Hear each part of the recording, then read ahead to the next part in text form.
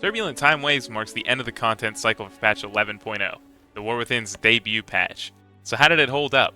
What are we going to be thinking about this patch in 6 months or even by the end of the World Soul Saga? Today, we're ranking patch 11.0 in the following categories: expansion features, new zones, gearing, raids, and dungeons. And we're going to get a good look at what our overall for patch 11.0 might be. Then in 5 years, when we want to romanticize this time, we can look back at what was really good and what might have been a little bit shit.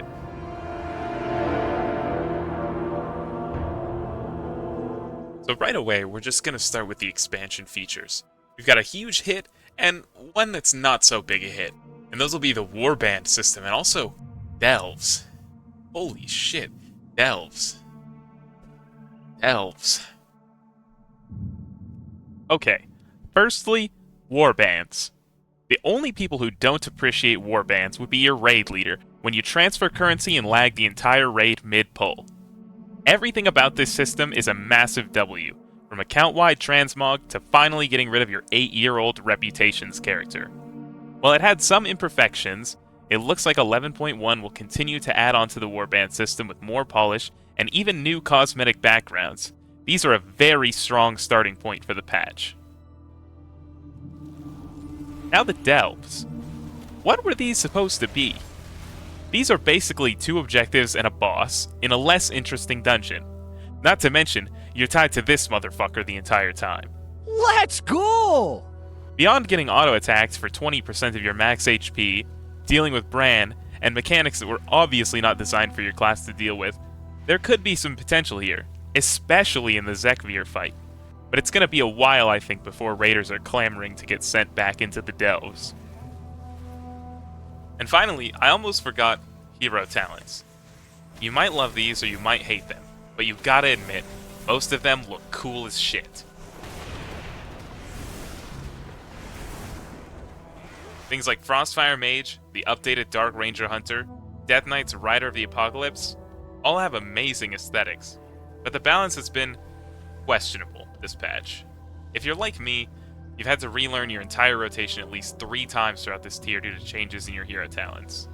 If you're even unluckier, you might have experienced your hero talent getting gutted over a spec you don't even play. It isn't perfect, but I will say that having this addition to the classes is something to be very happy with. Alright, so our verdict for the expansion features is going to be 8.5 out of 10. Might seem a little generous with a delve fumble, but honestly, warbands alone could carry that to at least a 7. I've added an extra 1.5 for the hero talents. The zones of the War Within are not something you'll have heard a lot of complaints over. Hallowfall especially is something that has been universally praised as a new goated zone. World events like the Theater Troop were moderately entertaining until the raid unlocked, and world quests, while nothing you'll be excited about, were not in any way painful. Even the reputations have been very easy relative to the ones in prior expansions, and you can cap them with relative ease if you set your mind to it. The first of the extra content zones for 11.0 would be the Anniversary Grounds, which have unfortunately departed us.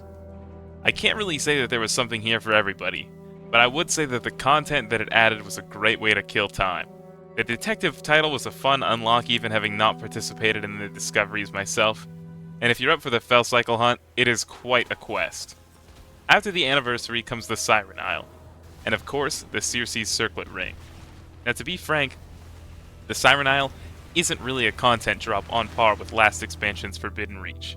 There's no Zeskera Vault here, but there are things to do if you're looking for something to fill the last 2 months. The greatest asset that the Siren Isle has is the respect for your time. Ring catch-up is insanely quick, and even barely trying you get enough of the zone currency to get some appearances fairly quickly. The ring itself is tuned to be on par with next tier's heroic difficulty rings, which means that if you are main swapping for the next tier, you're gonna want to make sure you get this done.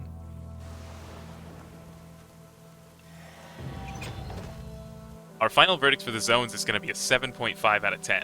There's nothing to really complain about here, but for those last couple points I'd have wanted to see something with a little bit more longevity. Or maybe some interesting outdoor areas like the Cobalt Assembly. The content zones themselves were pretty good, but something like the Siren Isle doesn't really have the depth of even its direct comparison, which would be the Forbidden Reach last expansion. So anyway, let's move on to gearing. I'm on Blizzard's side here. Gearing in Dragonflight was miles too fast. Most guilds were pretty much full bis weeks before killing Farak, and passing on all the loot from an end boss is a fail no matter which way you put it. So everything's perfect in 11.0, right? Well, no. Absolutely not. The extremely limited amount of myth track pieces, combined with the fact that those myth track items were dropping at the equivalent of full hero track, meant that every week you were basically upgrading at most one item across your character. For active players capping their gilded crests on or close to Tuesday, you basically upgraded one slot a few times, and then were done with any chance of character improvement until the next week's Vault Day.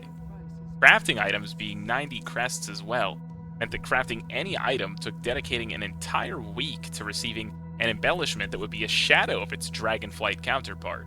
And we've gotta talk about Valor Stones.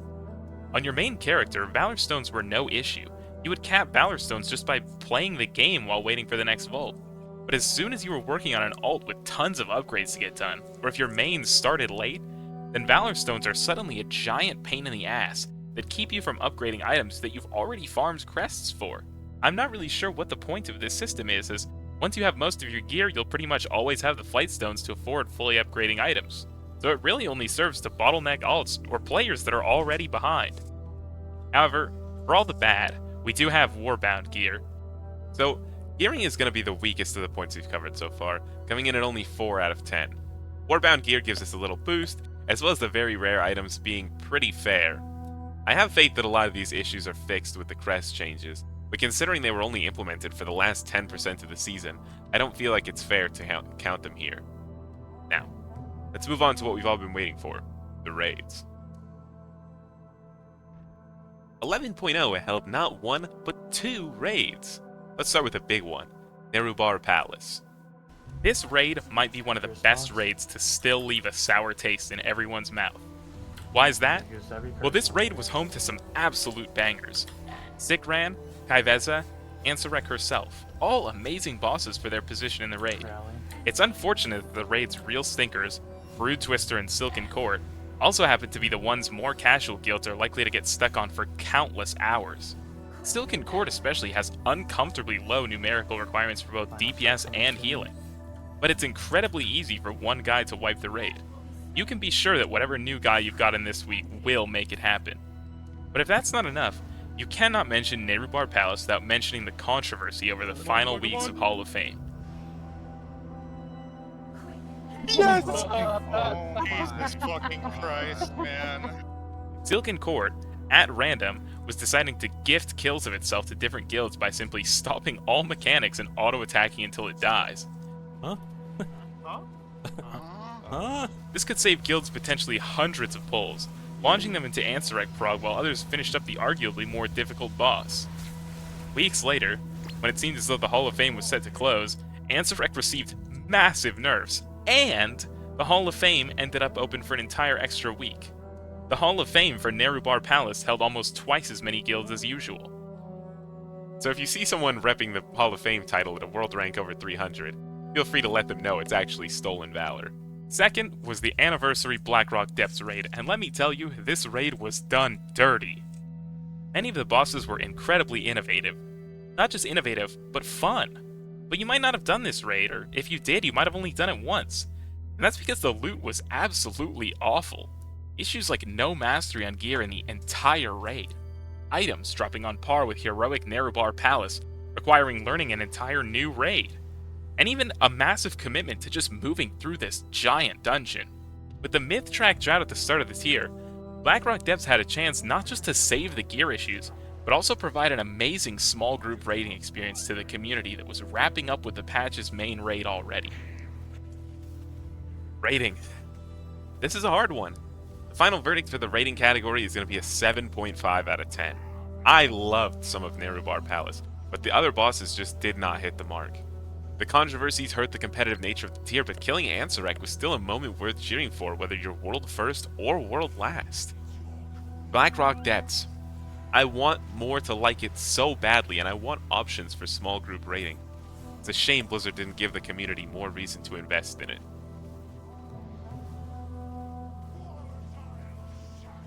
Finally, the dungeons. This is a tough one, and I've spoken about it on this channel already. But I want to make one thing clear. The foundational M+ changes from this update lay the groundwork for the absolute best Mythic Plus season of all time. Shitty affixes, gone. Different scores for different weeks, gone. A seasonal mount that we now know is not going to be just one recolor for the entire expansion. And a partition, beyond which M+ pushers don't have to worry about anything but, well, the keys. But my goodness, this dungeon pool is without a doubt the worst one I've played thus far. Even Dragonflight Season 2 had Freehold and Brackenhide Hollow. The returning dungeons were arguably worse than their first inception, and the War Within dungeons were just so mid. Even at their worst though, you still get to play your new hero talents in there. You still get to appreciate all of the foundational changes. So my gut reaction here is to be negative on the dungeons and give a low score. But I don't think I can. This pool is bad, absolutely. But hopefully in a month and a half when we've got a new one, we're going to have to look back and thank 11.0 for all the great things that it gave us. And with all the other things to do in the game right now, I'm comfortable putting up with subpar dungeons for a season in order to get all of the things that we gained this patch. So for next season, picking Theater of Pain was certainly a brave choice, and I'm hopeful that it pays off so we can all get back to keying till our eyes bleed. Hey, it's Aaron from editing. Forgot to say the number. Dungeons gets a 7.